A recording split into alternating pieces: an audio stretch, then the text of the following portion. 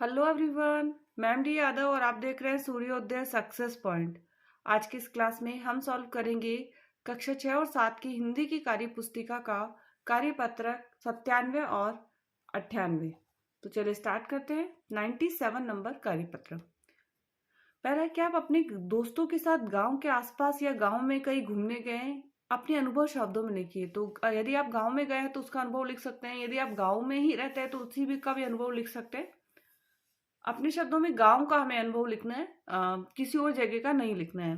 तो इसका है, हाँ हम अपनी नानी के गांव गए हैं। वहाँ लोग ज्यादातर खेती और पशुपालन करना पसंद करते हैं। वहाँ गांव में बिजली, पानी, सड़क, स्कूल, अस्पताल इत्यादि की बहुत अच्छी व्यवस्था है। मेरे गांव का हर एक निवासी शिक्षित और जागरूक है। वहां चारों ओर हरियाली ही हरियाली ने। तो गांव का वातावरण का सीन आपको ऐसे ही लिखना है। नेक्स्ट जो है प्रश्न इसका वो है,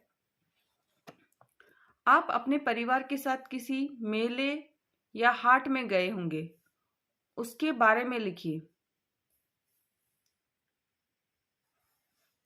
हाँ, मैं एक बार उदयपुर मेले में घूमने गया था।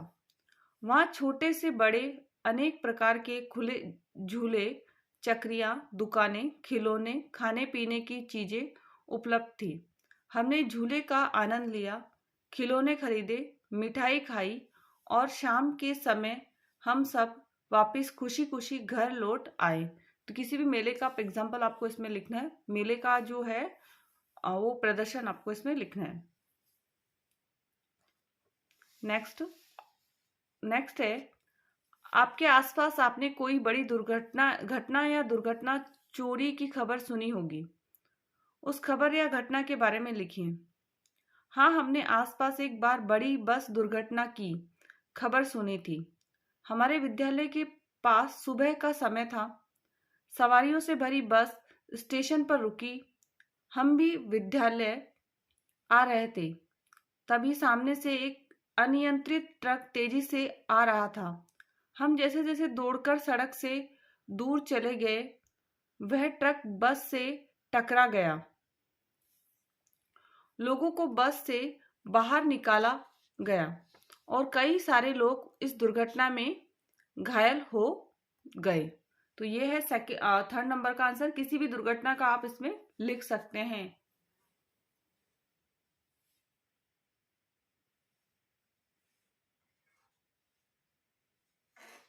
नेक्स्ट अब हम लेंगे 98 नंबर कार्यपत्र।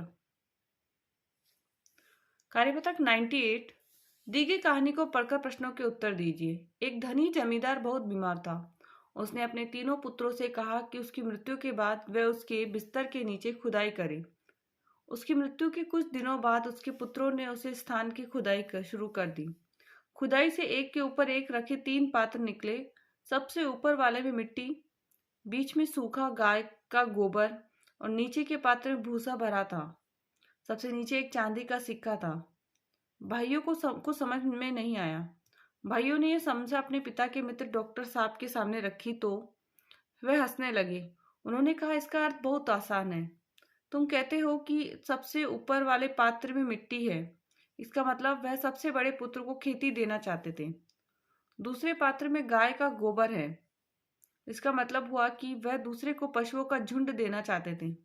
आखिरी पात्र में भूसा है। भूसा सुनहरे रंग का होता है। इसका अर्थ है कि वह अपने सबसे छोटे पुत्र को सारा सोना देना चाहते थे। सबसे छोटे भाई ने कहा, पर एक बात समझ में नहीं आई कि पात्रों के नीचे चांदी का सिक्का क्यों था। डॉक्टर ने मुस्कुराते हुए कहा, तुम्हारे पिता जानते थे कि तुम मेरे पास पूछने आओगे, इसलिए ये सिक्का मेरा इनाम है।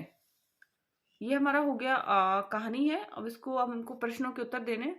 पशुओं का झुंड देना चाहते थे। पशुओं का झुंड किसको दिया था? सबसे बड़े वाले भाई को। सबसे बड़े वाले भाई को। सबसे बड़े वाले भाई को खुदाई से एक ऊपर के रखे 3 पात्र निकले। सबसे ऊपर वाले मिट्टी, बीच में सूखा गाय का गोबर। तो बीच वाले भाई को दिया था। तो सबसे बड़े भाई के लिए नहीं था, बीच वाले भाई के लिए था। किसके लिए था? बीच वाले भाई के लिए। नेक्स्ट, जब भाइयों ने यह समस्या डॉक्टर्स के सामने रखी तो वह हंसने लगे। रखी शब्द का उपयोग जिस तरह इस वाक्य में किया गया है उसका अर्थ इनमें से किससे मिलता जुलता है? एकत्र की, हल की, लिख कर दी, प्रस्तुत की। तो प्रस्तुत की उन्होंने उनके सामने, प्रस्तुत की। नेक्स्ट है, इस कहानी का उचित शीर्षक लिखिए। चतुर जमींदार। चतुर जमींदार। भाइयों ने अपनी समस्या किसको बताई? पिता के मित्र डॉक्टर साहब को। पिता के मित्र डॉक्टर साहब को। यदि आप जमींदार के स्थान पर होते तो बंटवारा कैसे करते और क्यों? सारी संपत्ति का बंटवारा 3 बराबर हिस्सों में कर देता। सारी संपत्ति जो थी उसका बंटवारा 3 हिस्सों में हम क्या कर देते?